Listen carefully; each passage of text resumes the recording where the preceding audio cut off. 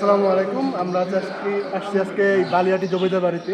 তো এখানে আমি প্রত্নতাত্ত্বিক কিছু নিদর্শনে দেখা পেলাম, যেমন এই যে এখানে দেখবেন ঐতিহাসিক পুরাতন জিনিস। সেখানে আমি এখানে একটা পাথরে টেরাকোটায় লেখা একটি লেখা পেলাম, যেমন এখানে এশিতা লাভ আশা। তার মানে কি আমাদের জমিদার মশাই এশিতা আসাদের প্রেম কাহিনীটা কতটুকু মুগ্ধ হয়েছিল যে সেখানে খোদাই করে লিখে রাখছে।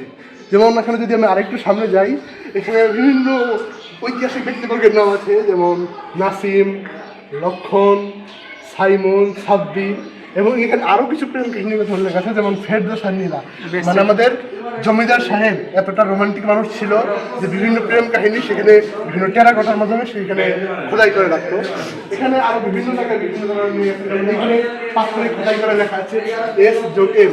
এখানে S+M বলতে এখানে হয়তো খুব গভীর ভাবার্থ উল্লেখ করা হয়েছে, যেটা আমরা এখনো জানি না। হয়তো জমিদার মশাই কোনো এক মনের ভাব প্রকাশের জন্য এটি এখানে উল্লেখ করে গিয়েছেন। এবং এখানে আরও আছে, যেমন এখানে আছে A+E। তো এই বালিয়াটি জমিদার বাড়িতে বিভিন্ন রকমের এরকম টেরাকোটা নিজস্ব আপনারা পাবেন। যদি চান তাহলে আপনারা আসতে পারেন। ধন্যবাদ।